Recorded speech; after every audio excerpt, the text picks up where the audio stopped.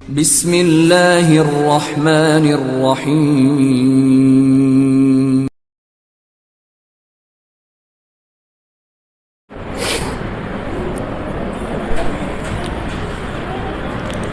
السلام علیکم ورحمۃ اللہ وبرکاتہ۔ الحمدللہ رب العالمین والصلاة والسلام نبینا محمد وعلی آلہ وصحبہ اجمعین، اما بعد۔ وقال اللہ تعالی فی القرآن المجید والفرقان الحمید، فاعوذ باللہ من الشیطان الرجیم، بسم اللہ الرحمن الرحیم، وما ارسلناک الا رحمۃ للعالمین۔ محترم سامعین اکرام، اللہ کا بے انتہا شکر ہے، اللہ رب العزت نے ہم تمام کو باجماعت تراویح ادا کرنے کی توفیق عطا فرمائی۔ اس سے پہلے ہماری بات چل رہی تھی کہ اللہ کے نبی صلی اللہ علیہ وسلم جب واپس اپنی والدہ کے پاس آئے، والدہ کا انتقال ہو گیا، پھر اس کے بعد باری آئی کفالت لینے کی۔ حضرت عبد المطلب انہوں نے آپ کو سنبھالا، تقریباً 2 سال تک یہ آپ کی کفالت میں رہے۔ 2 سال کے بعد حضرت عبد المطلب کا بھی انتقال ہوا۔ انتقال ہونے سے پہلے اپنے ایک ذمہ دار بیٹے کو اپنے قریب بلا کر وصیت فرماتے ہیں اور کہتے ہیں کہ اے میرے بیٹے، میرا انتقال تو ہونے کے بالکل قریب ہے، آج کل میں چلا جاؤں گا، لہٰذا اس محمد کی آپ کفالت کرنا۔ جیسے میں نے اسے محبت سے پالا ہے، پوسا ہے، بڑا کیا ہے اور اس کی ہر جائز خواہش کو میں نے پوری کیا ہے، لہٰذا میں آپ کو وصیت کرتا ہوں کہ میرے مرنے کے بعد بھی کیا کریں گے، آپ ان کی کفالت کریں گے۔ انتقال ہو جانے کے بعد حضرت ابو طالب کے اوپر یہ ذمہ داری آئی۔ یہاں پر آپ کو 1-2 باتیں ذرا غور کریں، کیونکہ ہم کو پوری سیرت کے اندر یہی باتیں ہم کو کیا کرے گی، وہ سامنے آئے گی۔ عبد المطلب کے انتقال کے بعد مقام کسے دیا گیا؟ حضرت ابو طالب کو، کیونکہ مکہ کے اندر 2 طاقتیں تھیں، ایک سیاسی طاقت، جنگ کرنا ہے، کوئی علاقے والے آپ کے اوپر حملہ کرنے کے لیے آ گئے تو وہاں پر جو کمانڈر تھے حضرت ابو سفیان، سردار کون تھے سیاسی؟ ابو سفیان۔ اور کعبہ کے متولی کون تھے؟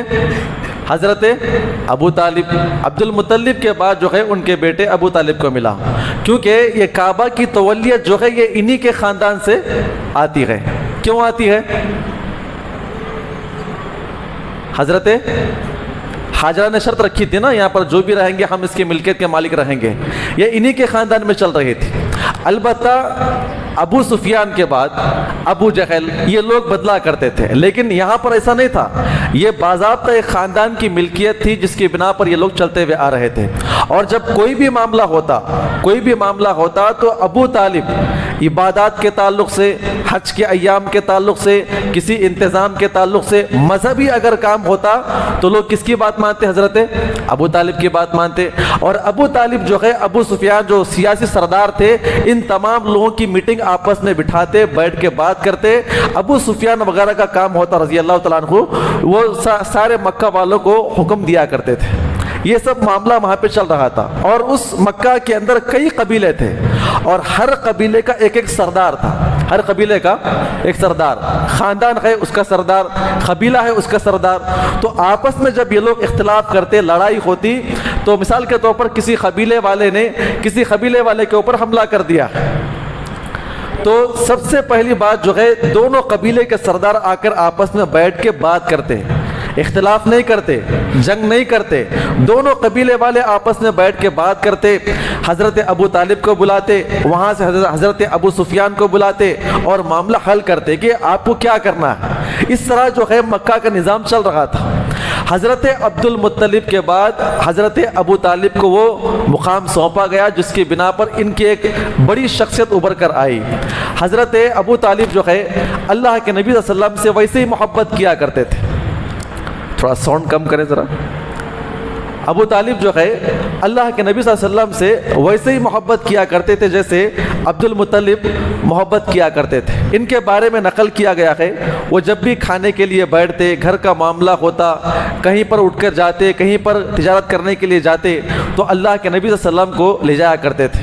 اس سے پہلے میں نے کل آپ کے سامنے گھر کے ماحول کے تعلق سے پیش کیا ہے، باضابطہ وہی ماحول انہوں نے گھر کے اندر رکھا کہ اللہ کے نبی صلی اللہ علیہ وسلم دسترخوان لگنے کے بعد جب تک اللہ کے نبی آ کر دسترخوان پہ نہیں بیٹھتے کوئی بھی بچہ ان کا ہاتھ نہیں بڑھایا کرتا تھا، کیونکہ اللہ کے نبی صلی اللہ علیہ وسلم کی بات سب لوگ کیا ہے کھانے کے لیے آگے بڑھا کرتے تھے۔ وجہ یہ تھی کہ یتیم جو بچہ تھا، اس لیے کہ سارے لوگوں کا چہیتا تھا، گھر کے اندر ابو طالب کی پوری بہنیں پھوپھیاں بڑی محبت کرنے والی، یہ تمام چیزیں گھر کا نظام ان کا چل رہا تھا۔ آپ غور کریں، ان کی عمر اور بڑھنے لگی، تقریباً 10-11 سال کے بالکل قریب ہو گئے، چونکہ مکہ کے اندر دل بہلانے کے لیے کوئی چیز باقی نہیں تھی۔ اور ابو طالب کا معاملہ کیا تھا کہ مکہ کے اندر ان کی ایک دکان تھی۔ اللہ کے نبی صلی اللہ علیہ وسلم کیا کرتے، جب بکرے چرانے کے لیے جاتے واپس آ کر دکان کے اوپر بیٹھا کرتے تھے، اور سارے مکہ والے جو ہے آپ کے آداب و اخلاق بات کرنے کے انداز سے بڑے متاثر تھے، کیونکہ اللہ کے نبی صلی اللہ علیہ وسلم کو جو مقام دیا گیا نا، آپ امین ہے، آپ صادق ہے، آپ کبھی جھوٹ نہیں بولتے، آپ کا اتنا بڑا مقام کیسا ہے؟ بچپن سے وہ آپ کو مقام دیا گیا تھا۔ دکان پہ آ کر بیٹھ جانا، جب معاملہ ہوتا اونٹ چرانے کا تو جا کے اونٹ چرایا کرتے تھے۔ یہاں پر علماء کرام نے ایک بات نقل کی ہے جو سمجھنا ہے، اللہ رب العزت جو ہے اللہ کے نبی صلی اللہ علیہ وسلم کو تیار کر رہا تھا، کس کے لیے؟ نبوت کے لیے۔ آپ کے اخلاق اور سنور رہے تھے، آپ جوانی کی طرف بالکل بڑھ رہے تھے، تو اس زمانے کے اندر جو ہے باضابطہ ابو طالب کے اونٹوں کو لے کر، بکریوں کو لے کر اللہ کے نبی صلی اللہ علیہ وسلم اپنے ساتھیوں کے ساتھ نکل جایا کرتے تھے دور دراز علاقے میں، کیونکہ مکہ کے اندر کوئی چیز نہیں تھی کھانے کے لیے، پینے کے لیے، کیونکہ اس زمانے کے اندر جو پتھریلی زمین ہوا کرتی تھی دور دور کئی علاقے پر۔ تو ایک مرتبہ چلے جاتے اللہ کے نبی اپنے چھوٹے چھوٹے ساتھیوں کے ساتھ چلے جاتے، تو واپس آنے تک تقریباً 1 مہینہ، 1.5 مہینہ، 15 دن، 8 دن میں واپس آیا کرتے تھے، کیونکہ اتنا بڑا ان کا ریوڑ ہوا کرتا تھا، ہر دن جانا اور واپس آنے میں کتنا وقت لگے گا۔ تو یہ لوگ کیا کرتے تھے، اگر کسی علاقے کو سلیکٹ کر لیا کرتے تھے، ہاں اس علاقے کے اندر اچھا چارہ موجود ہے تو وہاں پہ ڈیرا مار کے بیٹھ جایا کرتے تھے، سارے بکریاں، سارے اونٹ اپنی اپنی جگہ پہ چڑھتے، تو یہ صحابہ اللہ کے نبی صلی اللہ علیہ وسلم جو ہے اپنے ساتھیوں کے ساتھ وہاں پر کشتی کھیلا کرتے تھے، جو وہ باضابطہ بنو سعد ابن بکر حلیمہ سعدیہ کے پاس جو سیکھ کر آئے تھے، یہاں پر کشتی کھیلنا اور اپنے اپنے اعتبار شرارت کیا کرتے تھے۔ ایک مرتبہ اپنے ساتھیوں کے ساتھ جو ہے ریوڑ ہکال کر وہ مکہ آئے، تو مکہ کے اندر ایک شادی تھی، شادی ہو رہی تھی، ناچ گانا، محفلیں، لوگ شراب پی رہے تھے، جھوم رہے تھے، اور پوری رات وہاں پر کیا ہو رہا تھا؟ ناچ گانا ہو رہا تھا۔ اللہ کے نبی صلی اللہ علیہ وسلم نے اپنے ساتھیوں سے پوچھا کہ یہ اس گھر کے اندر کیا ہو رہا ہے؟ ساتھیوں نے کہا کہ یہ فلاں گھر کے اندر شادی ہے، یہاں پر ناچنے والے ناچتے ہیں، جشن مناتے ہیں، شراب بڑھتی ہے، لوگ کیا ہے وہ کرتے ہیں نا۔ چھوٹے بچوں کی کیا ہوتی ہے، چھوٹے بچے کی خواہش ہوتی ہے کہ کوئی لوگ ناچ رہے تو جا کے دیکھتے ہیں کیا معاملہ ہے، کیا کر رہے ہیں۔ تو اللہ کے نبی صلی اللہ علیہ وسلم کہتے ہیں کہ یہ تو ہم سے مس ہو گیا ہے، تو ساتھی کہتے ہیں کہ یہ کل بھی ہونے والا ہے۔ اچھا ایسی بات ہے تو میں کل جا کر کیا کروں گا، جا کر وہ منظر میں دیکھ کر آؤں گا۔ اللہ کے نبی صلی اللہ علیہ وسلم باضابطہ اس گھر کے پاس آئے، محفل جم رہی تھی، نبی صلی اللہ علیہ وسلم اس باہر کٹے کے اوپر آ کر بیٹھ گئے کہ لوگ جب رات میں آئیں گے بالکل قریب ناچنے گانے بجانے والے تو دیکھیں گے کہ شادی کیا ہوتی ہے، دیکھنے کے لیے آئے تھے، اور آ کر باہر کٹے پہ بیٹھ گئے۔ اللہ رب العزت نے ان کو سلا دیا، اللہ نے ان کو سلا دیا، اور وہاں پہ سو گئے۔ جب صبح ہو گئی تو آنکھ کھلی تو سارا معاملہ ختم ہو چکا تھا۔ جب واپس اپنے دوستوں کے پاس آئے، دوستوں نے کہا کہ اے محمد، آپ نے دیکھ لیا لوگ کیسے ناچتے ہیں، کیسے انجوائے کرتے ہیں، اور کیسے ناچنے والی وہاں پر آتی ہے، کیسے بھنگڑے ڈالتے ہیں۔ تو اللہ کے نبی صلی اللہ علیہ وسلم نے کہا کہ گیا تھا تو دیکھنے کے لیے، وہاں پر میری نیند لگ گئی۔ کہا کہ اور ایک دن وہاں پر لوگ ناچتے ہیں، کیونکہ زمانے جاہلیت کے اندر شادی کتنے دن ہوتی تھی؟ 3 دن ہوا کرتی تھی شادی۔ آج ہے نا ہمارے پاس ہلدی، عقد، ولیمہ، لوگ بولتے ہیں نا، یہ اس زمانے کا معمول تھا، 3 دن شادی ہوا کرتی تھی۔ اور آپ تاریخ کے اندر پڑھیں گے ایک اور عجیب و غریب بات، آج سے آپ 15-20 سال پہلے جائیے، آپ 15-20 سال پہلے کیسا تھا؟ آپ گھر دیکھیں کبھی، آپ اتنے چھوٹے چھوٹے گھر رہا کرتے تھے، اتنے چھوٹے چھوٹے گھر، داخل ہونے کے لیے آپ کو جھک کے داخل ہونا پڑتا تھا نا، چوکٹ بالکل پرانے گھر دیکھیے جو مٹی گھر ہوتے ہیں۔ اس کی وجہ کیا ہے؟ ایک وجہ یہ بیان کی گئی ہے کہ عرب کے اندر بھی لوگ کیا کرتے، کعبۃ اللہ کی جو دیوار کتنی بڑی ہے ہمارے پاس، ہمارا گھر جو ہے کعبۃ اللہ کے دیوار کے برابر نہیں، نیچے ہونا چاہیے۔ حالانکہ اس زمانے کے لوگ بڑے بڑے ہیکل ہوا کرتے تھے، ہائٹڈ ہوا کرتے تھے، لیکن اپنے چوکٹ کیا کرتے تھے؟ نیچے رکھا کرتے تھے، کیونکہ کعبۃ اللہ کی برابری نہیں کرتے تھے وہ لوگ۔ اور باضابطہ اس زمانے کے لوگ جو ہے چوکور، یعنی آج ہے نا یہ ہماری مسجد چوکور ہے نا، چار دیواری ہے، اس زمانے کے چار دیواری نہیں ہوا کرتی تھی، کہیں کعبۃ اللہ کی بے حرمتی نہ ہو جائے، گھر کعبۃ اللہ کے دیوار سے اونچا نہ چلی جائے، اور دوسرا باضابطہ وہ مٹی کے گاڑے سے اپنے کھمبیا بانٹ کے وہ گھر بنایا کرتے تھے۔ خیر اس کی ایک الگ بات ہے۔ تو ساتھیوں نے کہا کہ ایک اور دن باقی ہے، پھر وہاں پہ ناچ گانا ہوگا۔ تو اللہ کے نبی صلی اللہ علیہ وسلم نے کہا کہ اس مرتبہ جاؤں گا اور جا کر دیکھ کر آؤں گا۔ وہی معمول کے مطابق گئے، بیٹھ کے انتظار کرنے لگے۔ اللہ رب العزت نے ان کو پھر دوبارہ سلا دیا، پھر وہ آپ وہاں پر سو گئے۔ صبح اٹھے تو اس کے بعد اللہ کے نبی بیان فرماتے ہیں، اس کے بعد سے لے کر اب تک جب اللہ کے نبی یہ بات بیان فرما رہے تھے، کبھی میرے دل کے اندر ایسے مجلسوں کا کبھی خیال نہیں آیا۔ اللہ رب العزت نے اللہ کے نبی صلی اللہ علیہ وسلم کی ہر جگہ پر کیا کی ہے؟ حفاظت فرمائی ہے۔ ایک اور بات بیان فرمائی گئی ہے کہ مکہ کے اندر جو ہے سب لوگ عیدیں منایا کرتے تھے، اور مکہ کے باہر بوانا نامی ایک علاقے کے اندر جہاں پہ پہاڑی تھی، وہاں پہ عرس ہوا کرتا تھا۔ سال میں ایک مرتبہ پورے لوگ مکہ سے نکل جاتے، اس بت خانے کے پاس آ کر بیٹھ جاتے اور پکنک منایا کرتے تھے اپنے تمام بیوی بچوں کو لے کر۔ آج بھی دیکھ لیجئے لوگ باہر نکلتے نا، ٹینٹ مار کے باہر جا کے تفریح کے لیے جاتے ہیں، آپس میں فیملی بیٹھ کے کھاتے ہیں۔ یہ رواج آج بھی وہاں پر موجود ہے۔ تفریح کے لیے نکل گئے تو اس طرح کرتے تھے۔ تو سال میں ایک مرتبہ وہ لوگ کیا کرتے تھے؟ اس بت کے پاس جا کر پکنک منایا کرتے تھے، اور جہاں پر اس بت کا تہوار ہوتا، عرس ہوتا، تو پورے بڑے بڑے علاقے سے لوگ وہاں پر اپنے اپنے کاروبار کرنے کے لیے آتے، کوئی بیچنے کے لیے آتا۔ حبشی لوگ وہاں پہ کرتب دکھانے کے لیے آیا کرتے تھے، عجیب و غریب قسم کے کرتب جو زمانے میں ہوا کرتے تھے، اور باضابطہ چھوٹے بچے اس پکنک کے اندر جا کر مست مزے لوٹا کرتے تھے۔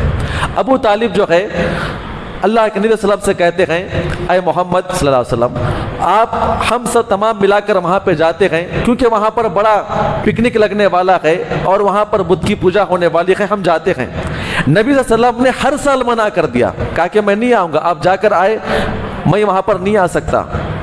تو ایک آخری مرتبہ کی بات ہے، ابو طالب نے ایک آخری سال جو ہے جب انہوں نے بند کر دیا جانا، اس سے پہلے کہتے ہیں کہ اے محمد، میری بڑی خواہش ہے، کئی مرتبہ میں آپ کو اتنی محبت سے بولتا ہوں، آپ میری باتوں کا انکار کرتے ہیں، ایک مرتبہ چلے میرے ساتھ، میں بھی چاہتا ہوں کہ میرے بچوں کے ساتھ آپ وہاں پر کھیلے کودے، وہاں پر اپنے بچوں کو لے کر جاتا ہوں، علی بھی ہوتے ہیں، فلاں بھی ہوتے ہیں، ابو طالب تمام کے تمام جعفر وغیرہ ہوتے ہیں، سب کھیلتے رہتے ہیں، لیکن آپ وہاں پر نہیں ہوتے ہیں، میرا دل مار لیتا ہے۔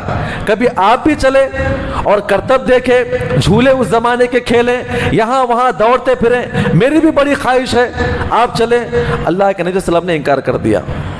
حضرت ابو طالب بڑے ناراض ہو گئے اور آ کر پورا پلان کینسل کر کے گھر میں آ کر بیٹھ گئے۔ چونکہ پھوپھیاں بڑی محبت کرنے والی تھی، آئی آ کر کہا کہ دیکھو بھائی صاحب تو بڑے ناراض ہو گئے ہیں، ایک مرتبہ چلیں، آپ اتنی محبت آپ سے کرتے ہیں، آپ چلتے کیوں نہیں ہیں ان کے ساتھ؟ تو زبردستی کر کے پھوپھیاں اللہ کے وسلم کو لی اور کہا کہ چلو بھائی صاحب چلتے ہیں آج پکنک منانے کے لیے۔ تو ابو طالب نے بڑے اپنے اعتبار سے کھانے کی چیزیں اپنے تمام بیوی بچوں کو لے کر پکنک منانے کے لیے چلے گئے، اور جاتے ہوئے راستے میں انہوں نے تاکید کیا تمام اپنی بہنوں سے، کہا کہ محمد کا خیال رکھنا ہے، اپنے تمام بچوں کو چھوڑ دو لیکن محمد کا خاص خیال رکھو، کیونکہ لوگ وہاں پر بچوں کو چوری کرتے ہیں، ڈاکو آگے گھس جاتے ہیں، لوگ اپنے اپنے اعتبار سے پکنک مناتے ہیں، کھیلتے رہتے ہیں، اچانک ڈاکو اپنے گھوڑوں کے اوپر سوار ہو کر آگے کچھ لوگوں کو گرفتار کر کے نکل جاتے ہیں۔ تو لہٰذا آپ محمد کا خاص خیال رکھنا، ان کے ساتھ رہنا، سایہ بن کے چلنا، اور ان کو اکیلا آپ نہ چھوڑنا۔ تاکید کر کے لے جاتے ہیں اس میدان میں، اور عرس شروع ہوتا ہے، عبادت شروع ہوتی ہے، عبادت کرنے والے عبادت کرتے ہیں، ناچنے والے ناچتے ہیں، کرتب دکھانے والے کرتب دکھاتے ہیں، اور لوگ اپنے اپنے اعتبار سے کاروبار کرنے والے آوازیں لگاتے ہیں۔ تو یہ مشغلہ جب شروع ہو جاتا ہے تو اللہ کے نبی کی تمام پھوپھیاں اپنے بچوں کے ساتھ کیا ہو جاتی ہیں؟ مگن ہو جاتی ہیں۔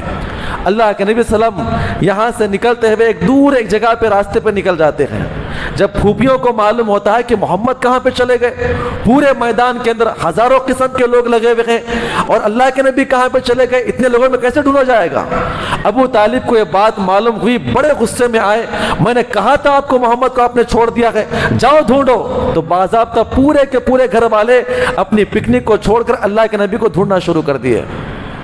کچھ ہی دیر گئی تھی کہ اللہ کے نبی صلی اللہ علیہ وسلم وہاں سے بت خانے کے پاس سے آئے.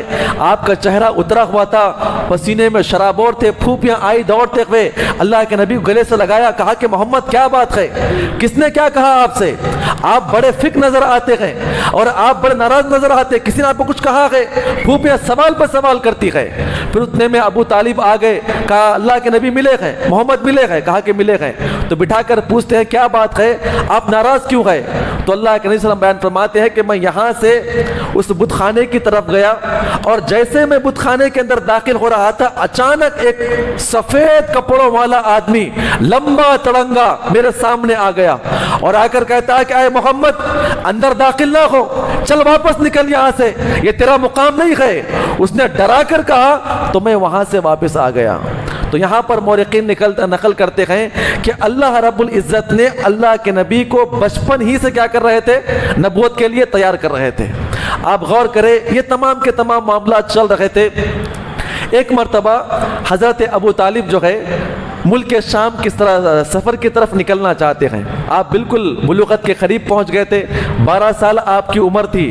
ابو طالب نے کہا کہ اپنے تمام ساتھیوں کو، اپنے دوستوں کو کہا کہ ہم کو جانا ہے ملک شام، وہاں پہ تجارت کرنا ہے. نبی صلی اللہ علیہ وسلم کہتے ہیں کہ بابا جان میں بھی آپ کے ساتھ آتا ہوں اور میں بھی کیا ہے آپ کے ساتھ آ کے تجارت کرتا ہوں. تو دوسرے بھائی جو ہے آپ کو لینے کے لیے تیار تھے. ابو طالب کہتے ہیں کہ آپ کو آنے کی ضرورت نہیں ہے بیٹا، آپ یہیں پہ بیٹھ جائیں، ہماری دکان ہے، آپ یہاں پہ سنبھال لے، ہم جا کے وہاں پہ کاروبار کر کے آتے ہیں. تو اللہ کے نبی صلی اللہ علیہ وسلم بڑے ضد کر رہے تھے، میں بھی وہاں پہ آپ کے ساتھ آؤں گا. تو دوسرے بھائیوں نے کہا کہ بھائی جان آنے دے انہیں، اب بچہ بڑا ہو چکا ہے، مضبوط ہو چکا ہے، اب اسے کاروبار سیکھنا چاہیے. اب کاروبار سیکھنے کی اس کی عمر ہے، اب اس کو بڑے بڑے مراکز دکھانے کی عمر ہے. ہمارے باپ نے ہم کو اس سے چھوٹی عمر میں لے جایا کرتے تھے، مراکز دکھایا کرتے تھے. ابو طالب کہتے ہیں کہ ہمارے باپ نے مجھے نصیحت کی ہے کہ میں اپنے بچے کو وہاں پر نہ لے جاؤں جہاں پہ لوگ چوریاں کرتے ہیں. کہا کہ نہیں چلو، بہرحال آپس میں تال میل ہوئی، بات ہوئی، انہوں نے ضد کیا تو لے کے نکل گئے. آپ غور کریں، ملک شام سے پہلے ایک علاقہ ہے بصرہ. کیا نام ہے؟ بصرہ. بصرہ کے اندر ایک بہت بڑا راہب تھا جسے بحیرہ راہب کہتے ہیں. بعض روایتوں میں آتا ہے بحیرہ آتا ہے. یہ بہت بڑا راہب تھا، یہ عیسائی پادری تھا اور اپنے ہی گرجا گھر میں بیٹھ کر عبادت کیا کرتا تھا اور ہزاروں لوگ اس کے پاس علم سیکھنے کے لیے آتے.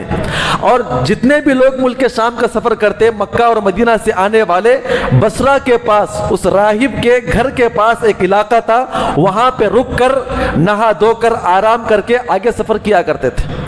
اتنی مرتبہ سفر کرنے کے باوجود بھی وہ کبھی کسی سے بات نہیں کرتا. اس کا ایک مقام تھا، ہمیشہ وہ اپنے گھر کے اندر بیٹھتا، اپنے ساتھیوں کو علم دیا کرتا تھا، کسی سے بات نہیں کیا کرتا تھا.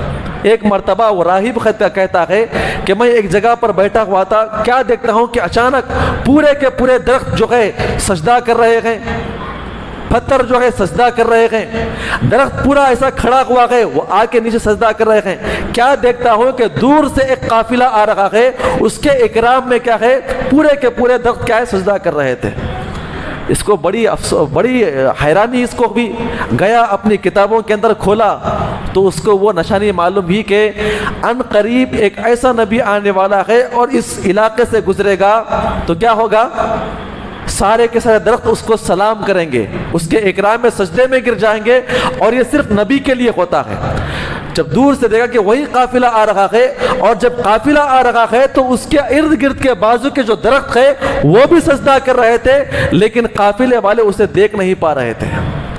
اس نے ایک ایسا پلان بنایا معلوم کرنے کے لیے کہ وہ کون سا آدمی ہے، وہ کون سا رسول ہے، کہ واقعتاً وہ یہاں پر ہے یا نہیں ہے، کیونکہ وہ نشانی پوری ہو رہی ہے. تورات، زبور، انجیل کے اندر وہ ساری چیزیں یہاں پر موجود ہیں. اس نے اپنے ساتھیوں سے کہا کہ وہ قافلہ آنے والا ہے جاؤ جا کے پیغام دے دو اور یہ کہنا کہ میں نے ان کو دعوت دیا ہے اور وہ تمام کے تمام جو کہ ہمارے گرجا گھر کے اندر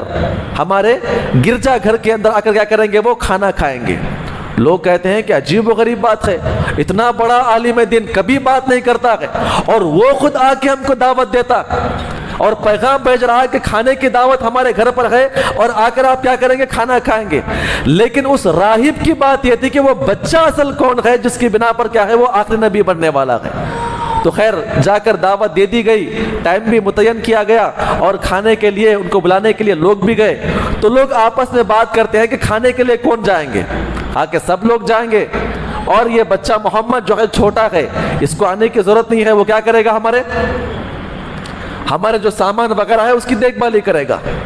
راغب جو ہے باضابطہ سب لوگ آئے، کھانے کے لیے بیٹھ گئے، سب کو گور کے دیکھ رہا تھا وہ کون سا بندہ ہے جو آخری نبی بننے والا ہے، اور سب لوگ یہاں وہاں کھا رہے ہیں، آپس میں بات تعجب حیرت کر رہے ہیں، ان کے شاگرد ان کو سب کو کھلا رہے ہیں، لیکن راہب جو ہے سب کو گورتا ہوا دیکھ رہا ہے، غور سے دیکھ رہا ہے کون سا وہ بچہ ہے، کیا نبی ہے، یہ کون بننے والا ہے، یہ کون سا آدمی ہے۔ سارا چکر لگانے کے بعد جو ہے اس نے کہا کہ ان میں کوئی بھی آدمی نہیں ہے، لیکن ہماری حدیث تو کہتی ہے کہ جب وہ آخری نبی آئے گا تو کیا ہوگا؟ سجدہ کرنے والے ہیں۔ کھانے والوں سے پوچھتا ہے کہ کیا تم میں کوئی آدمی چھوٹا ہے؟ کہا کہ کوئی بھی نہیں چھوٹا ہے، ہاں البتہ ایک بچہ ہے جو وہاں پر ہمارے سامان کے پاس بیٹھا ہوا ہے۔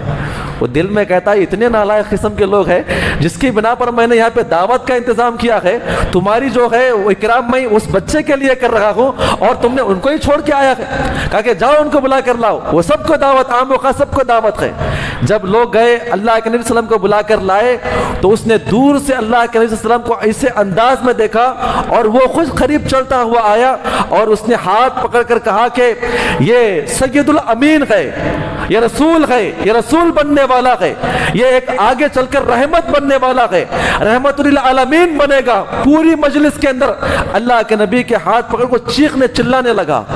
لوگ بڑے حیران ہو گئے، کہا کہ آپ کو کیسے معلوم؟ کہا کہ بیٹا آپ اپنا شرٹ اتاریے۔ شرٹ اتارنے کے بعد، چادر نکالنے کے بعد کہا گیا کہ یہ مہر نبوت ہے، یہ سیب کی طرح، کتنی طرح؟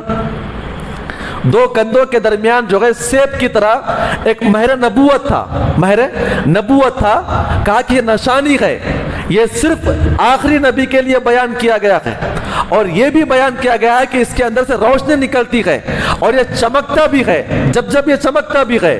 اور کہا کہ ان کے سرپرست کون ہے؟ کہا ابو طالب میں ہوں۔ کہا کون ہے یہ؟ کہا کہ یہ میرا بیٹا ہے۔ کہا کہ آپ جھوٹ بولتے ہیں، آپ نے جھوٹ کہا ہے، ہماری تورات کے اندر اور انجیل کے اندر یہ بات نقل کی گئی ہے کہ وہ یتیم ہوگا، اس کا باپ ہوگا ہی نہیں۔ تو ابو طالب کہتے ہیں کہ ہاں وہ میرے بھائی کا بیٹا ہے۔ کہا ایسا کہو اس لیے کہ وہ ہماری کتاب کے اندر لکھا ہوا ہے۔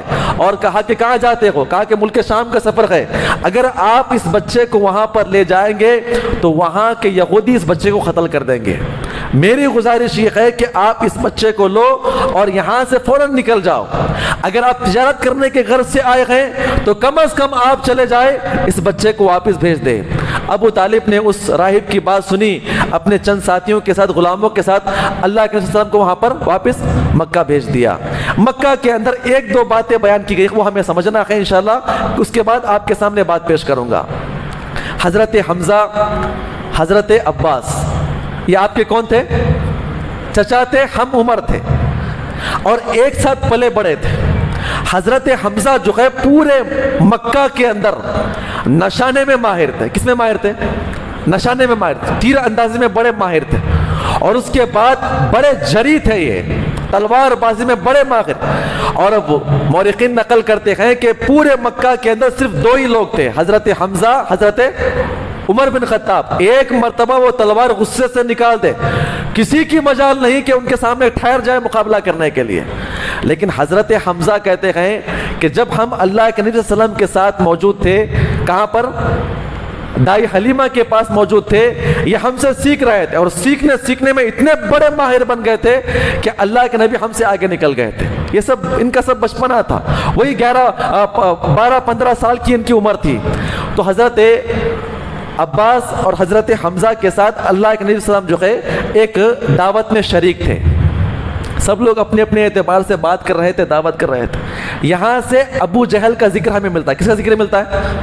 ابو جہل کا ذکر ملتا ہے. اور ابو جہل جو ہے اس زمانے کا گنڈا تھا. ابو جہل کا نام ایسے ہی نہیں پڑا ہے, اس زمانے کا گنڈا تھا. اس کا کام کیا تھا؟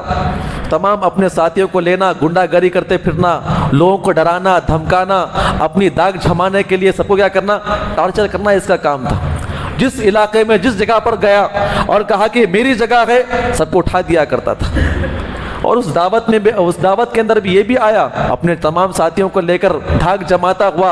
اور ہوتا ہے نا سب لوگ اپنے گنڈا گری کرنے والے کیسے لوگ ہوتے ہیں, چھیڑنا, اس کو ویسی ویسی باتیں کرنا. تو حضرت حمزہ بھی وہاں پر موجود تھے. ابو جہل کو معلوم تھا کہ حضرت حمزہ وہاں پر موجود تھے, اور حضرت عباس بھی اور اللہ کے وسلم بھی وہاں پر موجود تھے. اس دعوت کے اندر سب کو ڈراتا دھمکاتا ہوا اللہ کے وسلم کے پاس آیا اور نبی سے بدتمیزی کرنے لگا. حضرت حمزہ یہ منظر دیکھ رہے تھے. یہ بھی چھوٹے ہیں, وہ کوئی بڑے نہیں تھے, اور ابو جہل بھی چھوٹا, یہ بھی کوئی بڑا نہیں تھا. وہی ان کی عمر 15-18 سال کی بالکل یہ قریب تھے. یہ اس وقت کا واقعہ. آپ غور کریں, آ کے اللہ کے نبی کو چھیڑنے لگا. حضرت حمزہ چاہ رہے تھے جائیں گے ابو جہل کو کچھ ماریں گے, کچھ کریں گے. ان کے ذہن میں خیال یہ آتا ہے کہ محمد کوئی معمولی آدمی ہے, یہ تو ہم سے بڑے فنکار ہیں. تو چھیڑ رہا تھا, بدتمیزی کر رہا تھا, اور پورے مکہ والے اس سے بڑے پریشان تھے. اور کوئی اس کے خلاف کوئی بولنا چاہتا, اپنے تمام ساتھیوں کو لے کر آتا, ڈراتا دھمکاتا, مارنے کی کوشش کیا کرتا تھا. پورا مکہ اس سے بڑا پریشان تھا اسی گنڈا گری سے. جب اللہ کے نبی صلی اللہ علیہ وسلم کو چھیڑتا ہے, بدتمیزی کرتا ہے, تو سارے لوگ یہ منظر دیکھ رہے تھے. اللہ کے نبی نے برداشت کیا, بڑا غصہ آیا اللہ کے وسلم کو, گئے اٹھا کر سب کے سامنے نیچے اٹھا کر اسے پھینک دیا. اس کے بعد سے سارے لوگ کہتے ہیں کہ ابو جہل کی ریپوٹیشن ختم ہو گئی ہے نا. ایک مرتبہ کسی سے مار پڑ گئی تو سارے لوگ کیا کرنے لگے. اور اس میں آتا ہے, تاریخ کے اندر آتا ہے کہ جب اللہ کے نبی نے اسے اٹھا کر نیچے پٹکا تو اس کا پیر زخمی ہوگا, پیر اس کا زخمی ہو گیا. اس کا ذکر کہاں پر ملتا ہے ہمیں؟ جنگ بدر ہو جانے کے بعد دو چھوٹے صحابہ اکرام کہتے ہیں اللہ کے نبی ہم نے آپ کے دشمن کو ختم کر دیا. کہا کہ ابو جہل کا انتقال, آپ نے ابو جہل کو مارا ہے. خیر جنگ پوری مکمل ختم ہو گئی. صحابہ اکرام نے کہا کہ ابو جہل یہاں پر ہے, اس کی گردن یہاں پر کٹی ہوئی ہے. اللہ کے نبی صلی اللہ علیہ وسلم نے کہا کہ ذرا اس کا گھٹنا کھول کر دیکھنا, یہاں پر اس کو زخم ہوگا. صحابہ اکرام گئے, جا کر دیکھتے ہیں تو یہاں پر زخم ہے. تو اللہ کے نبی صلی اللہ علیہ وسلم نے جنگ بدر کے بعد یہ واقعہ سناتے ہیں. کب سناتے ہیں واقعہ؟ جنگ بدر کے بعد وہ واقعہ سناتے ہوئے کہتے ہیں کہ جب میں چھوٹا تھا, 12 سال کے بعد وہاں سے واپس آیا, میں ایک شادی کے اندر موجود تھا, تو ابو جہل سب کو پریشان کیا کرتا تھا. اس وقت تو میرے کو پریشان کرتا, میں نے کیا کیا, اسے اٹھا کر نیچے پٹک دیا, جس کی بنا پر اس کا گھٹنا کیا ہو گیا تھا, زخمی ہو گیا تھا. تو آپ غور کریں, اللہ کے نبی صلی اللہ علیہ وسلم ایسے ہی آگے بڑھ رہے تھے, بالکل 25 سال کے قریب پہنچے ہوئے تھے. ایک اور چھوٹا واقعہ پیش آیا انشاءاللہ, اس کے بعد تاریخ ہم آگے پیش کریں گے. کیا واقعہ پیش آیا؟ حلف الفضول آپ نے سنا ہوگا کئی مرتبہ. حلف الفضول کسے کہتے ہیں؟ حلف الفضول کہتے ہیں کہ جو لوگ یتیم غریب گئے, جو مظلوم گئے, ان کا حق دلانے کے لیے جن لوگوں نے قسم کھا لیا تھا, اسے کہتے ہیں کہ ایک مہم تھی, ایک ٹیم تھی. یہ کیا ٹیم تھی کہ ایک آدمی تھا, تاجر, یمنی تاجر, مکہ آیا تھا, آ کر تجارت کیا. اس نے تجارت کرنے کے بعد ایک آدمی نے خودار لے لیا, کہا کہ میرے پاس پیسے نہیں ہے, اگلی مرتبہ آئیں گے تو میں آپ کو دوں گا. کہا ٹھیک ہے, میں تو یہاں کئی مرتبہ آتا ہوں. جب وہ آدمی دوبارہ آیا حق مانگنے کے لیے, کہا کہ آپ کو مجھے پیسے دینا ہے. اس نے کہا کہ میں پیسے نہ دوں گا آپ کو. وہ پردیسی آدمی یہاں پر آیا مکہ کے اندر, اس آدمی کا نام کیا تھا؟ عاص بن وائل. اس نے کہا کہ میں تجھے پیسے نہیں دوں گا. کہا جو کرنا ہے کر لے, ہمارا علاقہ ہے, سردار ہمارے ہیں, گھر ہمارا ہے, تو کیا کرے گا میرے پاس, میں تجھے نہیں دوں گا. اس نے یہاں وہاں سرداروں کے پاس جا کے شکایت کی کہ دیکھو وہ آدمی لے رہا ہے, ہمارے پیسے نہیں دیا ہے. کوئی آگے نہیں بڑھا. یہ آدمی رات میں سویا, صبح ہو کر اعلان کرتا ہے, اور بڑے بڑے سرداروں کے نام لے کے اعلان کرتا ہے. کوئی ہے میری مدد کرنے والا؟ آپ کے علاقے میں کوئی تاجر آ کے یہاں پہ تجارت کرتا ہے، یہاں کے لوگ مال غصب کرتے ہیں، اے آل فخر، اے آل فلاں، اے آل فلاں، کوئی زندہ ہے یہاں پر؟ ہم نے ان کے بارے میں سنا ہے کہ یہ لوگ ظلم کے خلاف کھڑا ہوا کرتے ہیں، ان کے بچے آج کہاں پر گئے؟ یہ بڑی دعائی دینے لگا، لیکن کوئی بھی آگے نہیں بڑھا۔ اللہ کے نبی صلی اللہ علیہ وسلم یہ سارے معاملات کو دیکھ رہے تھے، تو حضرت زبیر جو ہے، اللہ کے نبی کے چچا نے یہ بات سنی تو تمام قریش کے لوگوں کو جمع کیا، کہا کہ دیکھو ہمارے علاقے کے اندر ایک آدمی آ کر ہمارے باپ دادوں کا نام لے کر ہم کو پکار رہا ہے، اور ہمارے لیے کتنی بدتمیزی کی بات ہے کہ ہم اس کی مدد نہ کریں، چلو ہم مدد کرتے ہیں۔ اللہ کے نبی صلی اللہ علیہ وسلم بھی اس وقت 9 عمر تھے، انہوں نے آپ نے بھی وہاں پر آ کر بات کی، ایک معاہدہ جمع، انہوں نے قسم کھا لی کہ ہمارے علاقے کے اندر جہاں کہیں پر بھی ظلم ہوگا ہم کیا کریں گے، ان کے خلاف کھڑے ہو جائیں گے، ہمارے علاقے کے اندر کوئی بھی قافلہ لوٹے گا ہم ان کی کارروائی کریں گے۔ تو یہاں پر علماء اکرام نے نقل کیا ہے اللہ کے نبی کی جوانی کس بات کے لیے گزری ہے؟ ظلم کے خلاف ٹھہرنے کے لیے گزری ہے۔ تو یہاں پر ایک میسج دیا گیا ہے اس واقعے کے بعد کہ نوجوان بھی جو ہے ان کاموں میں آگے بڑھے۔ اگر آپ کے علاقے میں، آپ کے گھر میں، آپ کے خاندان میں، آپ جہاں پر رہتے ہیں، اگر وہاں پر ظلم ہو رہا ہے یا کوئی غلط بات ہو رہی ہے تو جوانی کا تقاضا یہ ہے کہ آپ آگے بڑھیں اور آگے بڑھ کے اس کو حق دلائیں۔ تو خیر اس کے بعد کیا ہوا انشاءاللہ پھر شادی کا معاملہ 25 سال جو بھی آگے کے واقعات آئیں انشاءاللہ کل پیش کیے جائیں گے۔ اللہ تعالیٰ سے دعا کرے اللہ تعالیٰ ہم تمام کو اس نے عمل کی توفیق عطا فرمائے، آمین۔ السلام علیکم ورحمۃ اللہ وبرکاتہ۔